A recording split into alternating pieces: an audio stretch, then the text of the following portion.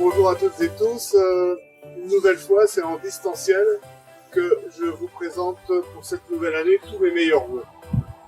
Après une année 2021 qui, comme la précédente, a été marquée par l'omniprésence de la crise sanitaire, nous démarrons 2022 avec encore beaucoup d'incertitudes.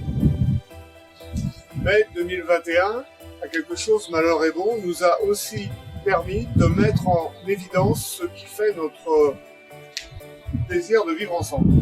Et chaque fois que cela a été possible, nous avons pris plaisir à nous retrouver en famille, entre amis, avec les associations et aussi dans notre vie professionnelle.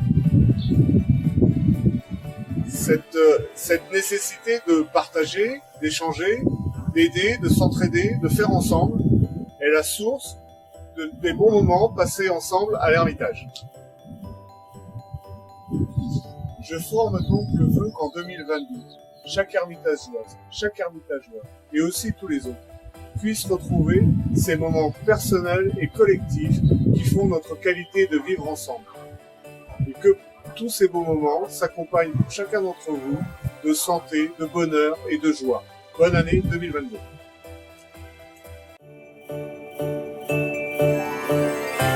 Pour aborder cette nouvelle année à l'Ermitage, faisons le point de ce qu'a été 2021. Dès janvier, notre mairie rénovée a ouvert ses portes au public et nos services municipaux ont retrouvé un lieu de travail de qualité et les Ermitageois un accueil requalifié. Nous l'avons inauguré en octobre. C'est de ce nouvel espace que je vous ai adressé les vœux 2021. En janvier toujours, tous les ermitageois, ermitageoises de plus de 74 ans ont été destinataires d'un bon d'achat de 15 € délivré par le CCAS. Destiné à remplacer l'habituel repas de nouvelle année, il était utilisable chez tous les commerçants locaux solidaires de cette opération. C'est également en janvier que nous avons démarré la construction d'un nouveau bâtiment à l'école Eugène Alanic. Il accueillera en 2022 à la fois de nouvelles classes, mais aussi une extension de l'accueil de loisirs pour les 3 à 6 ans et les bureaux du pôle enfance-jeunesse. À la médiathèque, les animations ont été nombreuses tout au long de l'année et désormais, au milieu des livres, on identifie mieux le cybercommune, dénommé maintenant l'aquarium. Notre conseil municipal des jeunes a continué à travailler en visio tout le temps que cela a été nécessaire. Il s'est renouvelé en 2021 et l'ancienne et la nouvelle équipe ont proposé de belles et utiles initiatives pour notre commune et ses habitants. Comme les plus jeunes, le conseil municipal des adultes s'est adapté à la situation. Lui aussi a subi quelques modifications, mais vous avez pu le retrouver au cours de 2021. Que ce soit en visio pour le budget qui a été présenté aux ermitageois, et dès que nous l'avons pu, nous vous avons retrouvé en présentiel, comme l'on dit maintenant.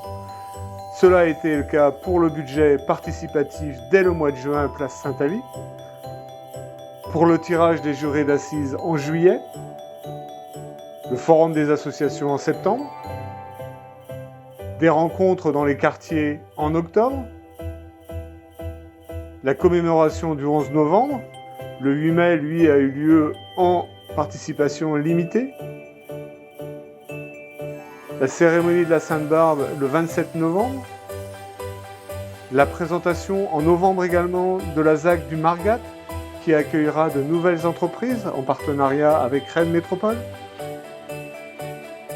le lancement d'un nouveau portail famille a été présenté aux parents au mois de décembre, l'organisation avec les associations d'une journée pour le Téléthon au mois de décembre est un événement nouveau à l'Ermitage, mais qui a suscité beaucoup d'engouement de la part des habitants. En décembre, nous avons également présenté un projet de plan de déplacement urbain. Nous y reviendrons pour en reparler avec vous en 2022. Comme nous reviendrons aussi sur la piscine intercommunale dont le choix architectural et celui de l'équipe de maîtrise d'œuvre associée a été finalisé fin 2021. Durant cette année 2021, bien sûr, notre commune a changé. De nouveaux panneaux d'entrée d'agglomération ont été installés. Les travaux du centre-bourg se sont poursuivis tout au long de l'année 2021 et le printemps prochain devrait nous permettre de les apprécier pleinement. Sur la place Saint-Avite, c'est un nouveau commerce qui s'est ouvert, une épicerie qui accueille également les services essentiels de la Poste. Parmi les services essentiels, et pour leur amélioration, une convention a été signée avec les services de l'État et la gendarmerie pour une meilleure coordination avec notre police municipale de proximité. Une autre convention a elle été signée avec la communauté du Poireau pour l'utilisation d'un terrain de jardinage collectif à proximité du pôle tennis. À côté de ce lieu vont être installés des espaces de pique-nique à l'usage de tous. Un nouveau rond-point a également été réalisé à l'intersection de la Grande Rue et de la rue de la Mêlée. Nul doute que nos agents des services techniques sauront, comme à leur habitude, là comme ailleurs, participer à la bonne qualité paysagère de ces nouveaux lieux. Nous avons pu en apprécier quelques exemples à travers le concours photo et l'exposition multisite qui en a découlé.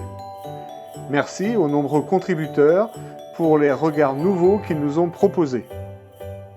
Avec cette même volonté de faire émerger de nouvelles propositions, le budget participatif a suscité de nombreuses propositions. Et c'est un projet de circuit d'apprentissage, découverte, perfectionnement de l'usage du vélo, utilisable en accès libre, qui a été retenu. C'est dans cette même dynamique et avec la forte implication de nombreux services communaux et de leurs agents, avec la contribution dynamique d'associations qu'a pu être organisée la semaine sans écran. De nouveaux logements collectifs ont été livrés du côté de la Fauconnière. Et avec quelques autres livraisons individuelles, nous sommes aujourd'hui 4726 hermitageois comptabilisés par l'INSEE. D'autres logements seront livrés en 2022, rue de Rennes, rue Jules Verne, et les années suivantes, bien sûr, dans la ZAC du centre au Mar Noir, le long de la rue de Rennes ou dans la ZAC du Lindon au sud de la voie de chemin de fer, ZAC du Lindon qui sera relié au bourg par une passerelle posée sur la voie de chemin de fer.